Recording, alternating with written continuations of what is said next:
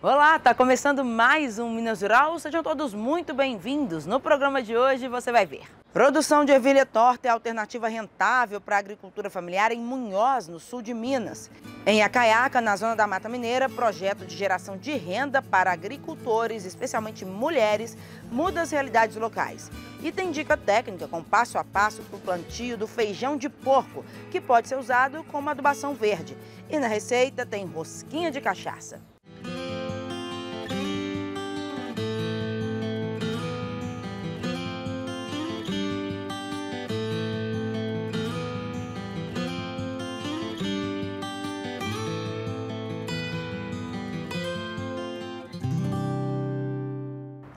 A produção de ervilha torta tem sido há anos uma opção rentável para agricultores familiares no sul de Minas, em Munhoz.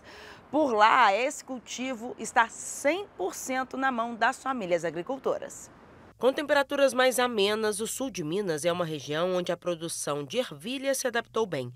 Em Munhoz, por exemplo, são cerca de 180 hectares dedicados à cultura por ano, sendo que 100% dessas áreas são cultivadas por agricultores familiares como o André. Comecei a ver as lavourinhas de ervilha que o pessoal plantava e comecei a gostar, né? Aí comecei a plantar e foi dando certo. E tô aí já faz uns 12 anos que eu mexo com as lavouras. Principal minha é a ervilha, que não é só trabalhar com ela, né? Eu gosto de fazer o que eu faço, chegar na lavoura sempre bem cuidada, a lavoura bem sadia, é um dom de Deus, né? Aqui no sul de Minas, na região de Munhoz, aqui, que são regiões altas, o pessoal consegue colher ela o ano inteiro. Ela gosta de clima menos de 23 graus aí, então aqui se consegue produzir ela durante todo o ano. E o mercado principal dessa produção aqui é a Grande São Paulo ali. A ervilha vagem, mais conhecida também como ervilha torta, é a mais cultivada na região. Trata-se de uma cultura rústica de baixo custo, muito adequada para a produção familiar, mas também apresenta os seus desafios. A vantagem dela é que é uma lavoura de custo baixo, né? E mais familiar também. Isso aí ajuda bastante. E agora, por outro lado, que nem você perguntou aí, tem os problemas de doença, né? Que aí na época de chuvarada, aí você tem que apertar o veneno nela, apertar o agrotóxico, por causa de... senão você perde muito, né? Ela é uma planta que uma lavoura rústica, porém como aqui eles conseguem plantar o ano inteiro, nos períodos mais quentes, ela é mais atacada por doença, aí tem que entrar com defensivos, aí a proteção fica um pouquinho mais difícil. Mas no geral ela é uma cultura bem rústica. Hoje o gargalo principal dela aqui eu diria que é mão de obra, porque é 100% manual.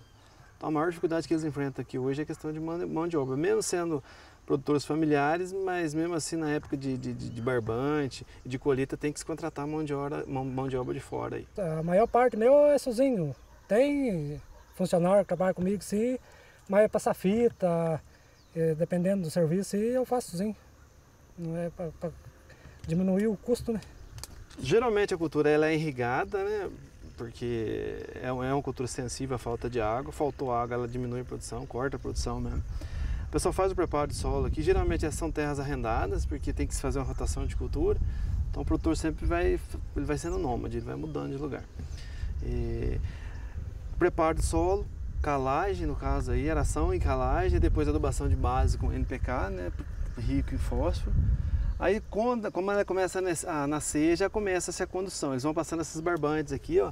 Começa a primeira fileira. Conforme a planta vai crescendo, eles vão passando outras. Vai crescendo a parede de barbante também. Na verdade, isso aqui não é barbante, é um fitilho que o pessoal chama aqui, né? Que é um produto descartável. Até chegar 1 metro, 1,5 metro, às vezes até 1,80 m aí, ela atinge o seu pico de crescimento. O ciclo dela gira em torno de 2 meses e meio, aí com 40, 45 dias, às vezes, dependendo da época do ano, já começa a colheita. Além da ajuda de funcionários em determinados períodos do ano, o André também conta com o apoio da Emater. Uma das ações é a elaboração de projetos para acesso ao crédito rural. A Emater é importante para nós, né? Porque sempre que nós estamos precisando de uma força, de um auxílio, a gente procura o Juari para ele entrar com... Que nem uma das principais dificuldades nossas aqui, dependendo do ano, é a falta de dinheiro, né? Aí você tem que entrar com a Emater para conseguir um recurso para nós conseguir plantar. E entre vantagens e desafios, o produtor está satisfeito com a cultura da ervilha. A produção compensa. Que nem eu já falei, faz uns 12 anos que eu estou mexendo e gosto, né? E tem dado resultado também, né? Tem dado lucro. Estou satisfeito com a ervilha, eu gosto muito de trabalhar com ela. Tem que gostar, né? Você tem que ter amor naquilo que você faz e aí ela retribui. O carinho que nós dá para ela, ela tem um retorno depois.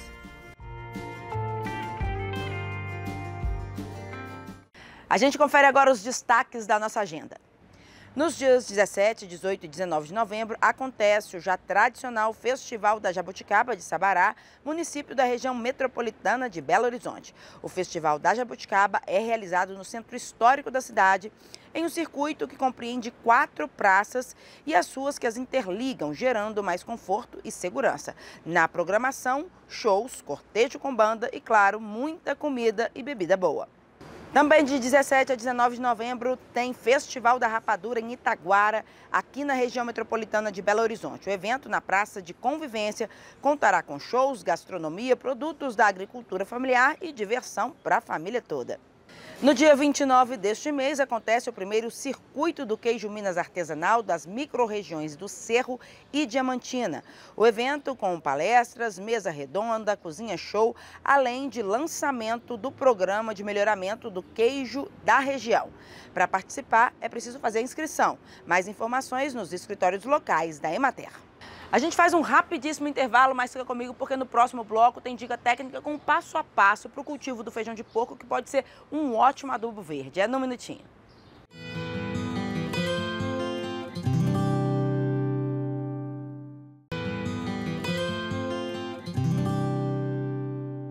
Hoje tem dica técnica sobre o feijão de porco, que é uma leguminosa que pode ser usada na adubação verde. A planta consegue retirar nitrogênio do ar e transferir para o solo. Você aprende então o passo a passo para esse cultivo. Meu nome é Valfrido Machado Bernaz, sou coordenador regional aqui na região de Sete Lagoas e vou falar hoje sobre adubação verde com feijão de porco. O feijão de porco é uma planta considerada adubo verde, porque ela consegue retirar nitrogênio do ar e transformar em fertilizante para o solo. Essa planta ela é muito utilizada na recuperação de áreas degradadas ou para melhorar a fertilidade de áreas de culturas, como hortas, pomares e outras lavouras. No programa de hoje nós vamos falar como é feito o plantio do feijão de porco para se obter esse adubo verde, tanto para a questão de folha, né, para a parte vegetal, que é utilizada na adubação verde, quanto das sementes que são utilizadas para replantios. Então nós vamos mostrar para vocês o passo a passo do plantio do feijão de porco numa área de horta. Para fazer esse plantio, eu vou utilizar os seguintes ingredientes. Primeiro, o calcário, que é um corretivo de solo, né, muito utilizado em quase todas as culturas. O composto orgânico, que é muito importante porque contém nutrientes necessários para o desenvolvimento das plantas. E a farinha de osso, que no sistema orgânico é muito utilizada e é uma fonte importante de fósforo e cálcio para as plantas. E as sementes do feijão de porco, né, que são colhidas em vagens recém-plantadas, né, da última safra. O primeiro passo é a aplicação do calcário no solo. O calcário é um corretivo que ele é importante para que ele possa tirar a acidez do solo. Nesse solo, a necessidade de calcário é de 200 gramas por metro quadrado. E esse copinho já é calibrado para a distribuição dessa quantidade. Um copo dá exatamente 200 gramas de calcário. Então o calcário ele deve ser incorporado ao solo através de uma enxada, né? Incorporado numa camada em torno aí de 20 centímetros, né, de profundidade, para que ele possa reagir com o solo. Né? Embora o feijão de porco seja uma planta tolerante a solos de baixa fertilidade, quando se aplica o calcário, melhora as condições para que a planta produza mais sementes, vegete mais e produza mais adubo verde. Preparei o canteiro. A partir de agora, eu vou fazer as covas. Essas covas, também chamadas de berços, devem ser feitas a cada 40 centímetros entre elas. Então, a cova não precisa ser funda, em torno aí de 15 centímetros de profundidade, a medida aproximada. E, entre linhas de plantas, eu coloco aqui meio metro de distância. Isso para que essa planta faça uma boa cobertura do solo quando ela estiver em desenvolvimento. A farinha de osso, como ela é uma fonte de fósforo e cálcio, a quantidade dela é em torno de 1 colher de sopa. É colocada no fundo de cada cova, essa quantidade, porque a raiz da planta que vai buscar esse adubo lá no fundo. O adubo orgânico é colocado em torno de 200 a 300 gramas por cova. Essa matéria orgânica, ela tem uma função muito importante, que ela retém água no solo e fornece nutrientes para a planta também. Então, a planta, logo que nasce, ela vai encontrar um ambiente ideal para que ela possa desenvolver. Ou seja, vai estar o fertilizante, a matéria orgânica e a umidade necessária para ela germinar. As sementes, no caso, né, então sementes novas, né, se coloca em torno de 2 sementes para cada cova.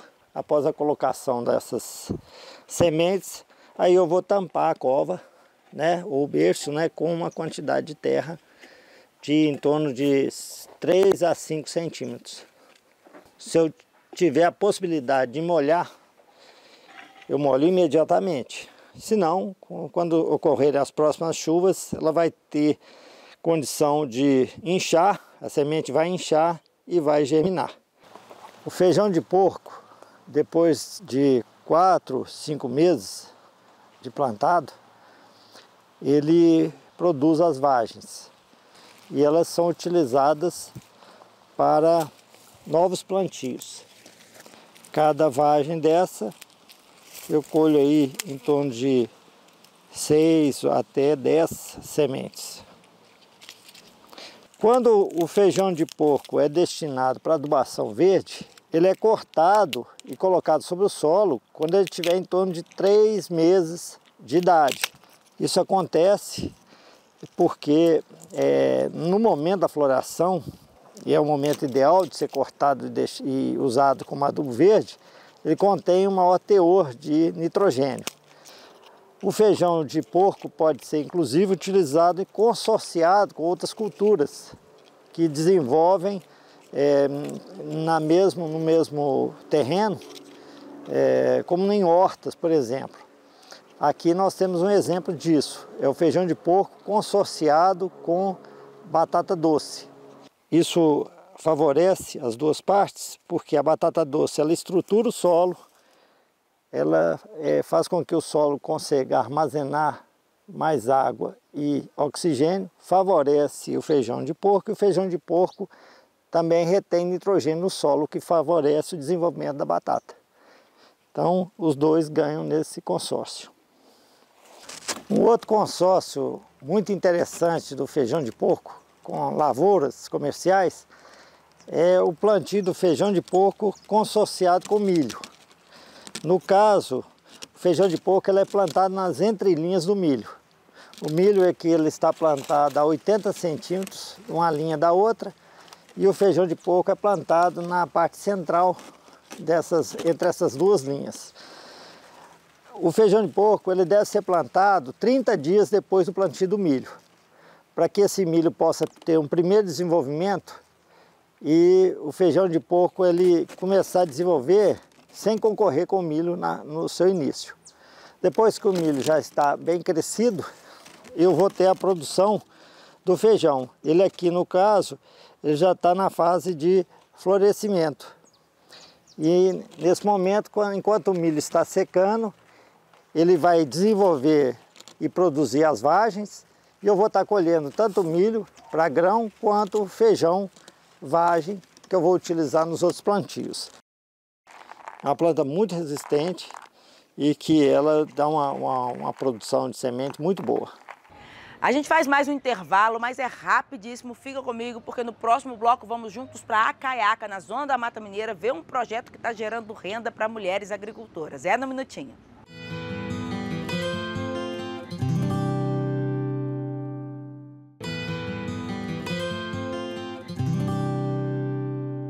Retalho, garrafa PET, palha na mão de artesãs lá de Acaiaca, na zona da Mata Mineira, até o que ia para o lixo vira arte.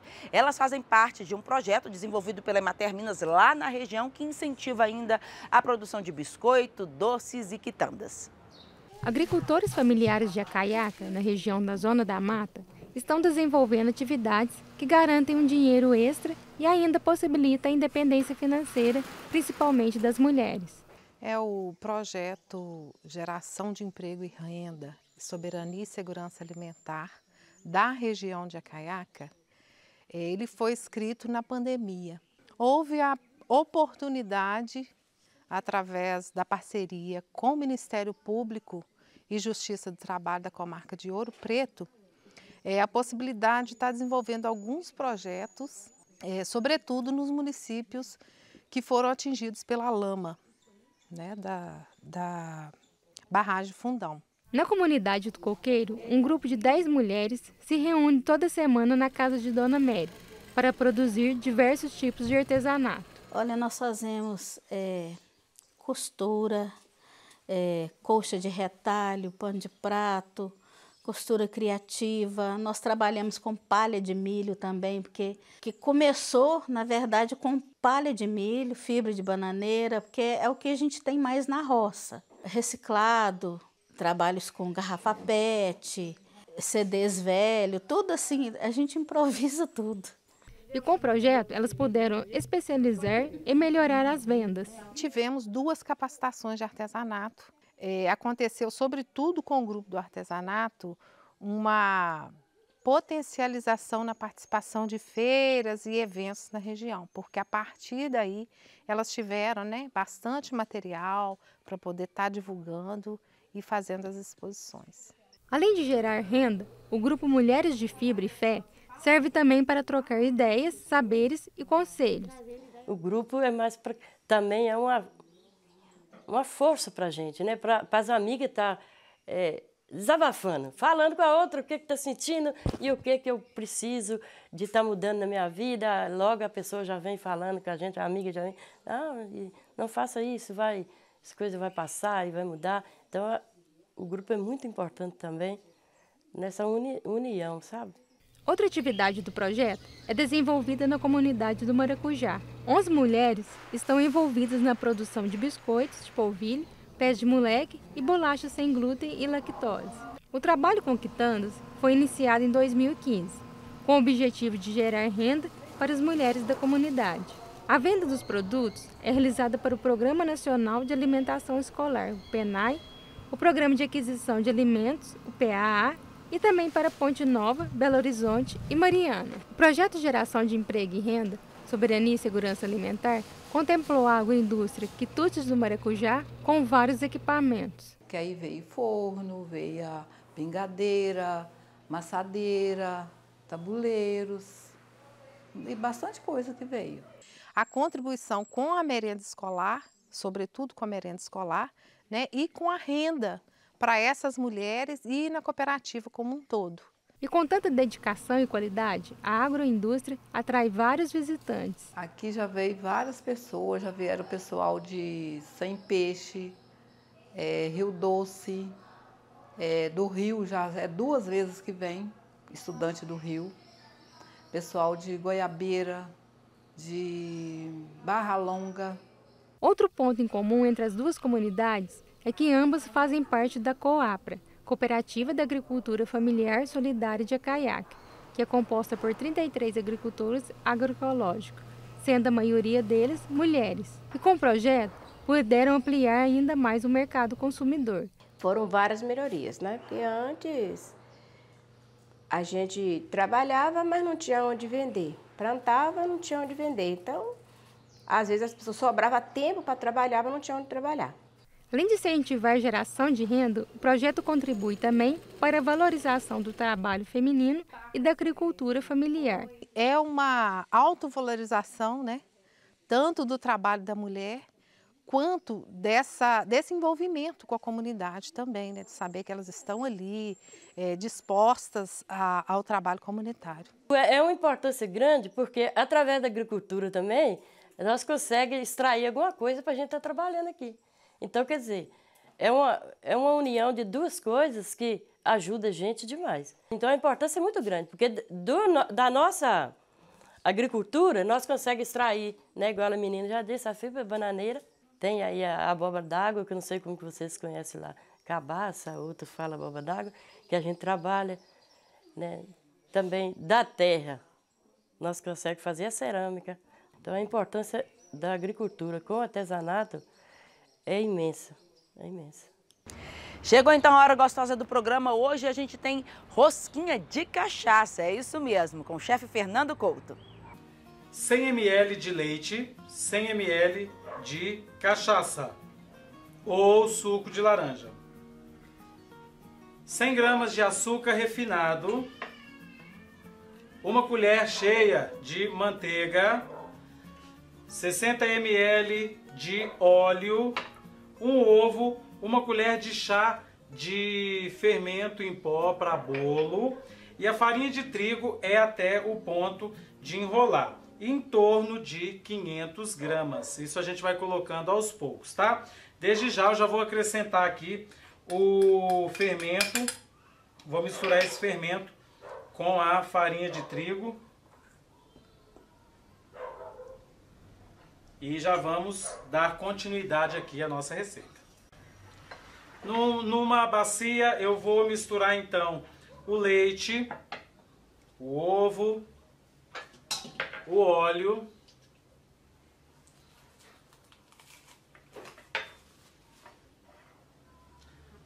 a cachaça, açúcar e a manteiga ou margarina, ou se você quiser também pode usar a banha, tá? A gente mistura isso aqui. E agora eu já vou acrescentar a farinha de trigo.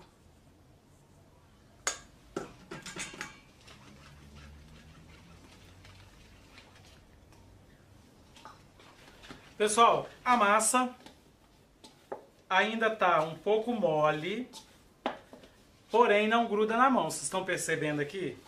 Olha só. Mas não gruda na mão. O que a gente vai fazer? Agora a gente vai separar pequenas porções dessa massa e fazer as nossas rosquinhas. Dessa maneira assim, ó. E modela dessa maneira. Pessoal, então enrolei todas as rosquinhas, me renderam 55 unidades. Agora a gente vai levar ao forno cerca de 8 a 10 minutos. Não deixe as suas rosquinhas dourarem por cima, somente por baixo já está no ponto. E aí eu já venho para a gente prosseguir o nosso processo aqui para açucarar as nossas rosquinhas, tá bom? Forno 180 graus. Pessoal, acabaram de sair as rosquinhas do forno, como eu disse para vocês, elas ficam branquinhas por cima, ó, coradinhas por baixo. Agora, um bowl com cachaça ou suco de laranja, se você preferir. A gente mergulha a rosquinha na cachaça e depois no açúcar refinado. E vai ficar assim, tá bom? Ó, rapidamente, com elas ainda quente. Pessoal, então terminamos o processo, né, de molhar as rosquinhas, passar no açúcar. E o que acontece? Eu coloquei aqui na lata, né, em um pote de vidro, guardei de um dia para o outro para evaporar um pouco da cachaça, né, e amenizar um pouco o sabor da pinga, porque se você comer no mesmo dia ainda está um pouco forte, está bem acentuado. Então convém que você guarde e consuma depois de um dia ou 2, né?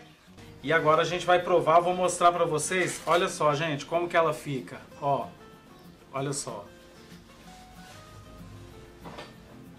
Super macia. Olha que beleza. Vamos ver?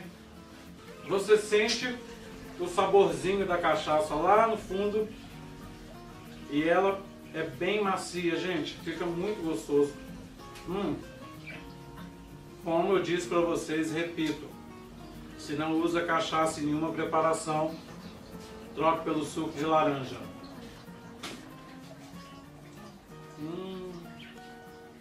O Minas Rural está acabando. Se você chegou até aqui, muito obrigada pela sua companhia. Se quiser rever este programa, as anteriores, é só ir lá no site da Emater, www.emater.mg.gov.br. Lá você ainda acessa um conteúdo vasto sobre assistência técnica, extensão rural e agricultura familiar. E eu te encontro aqui na semana que vem. Tchau!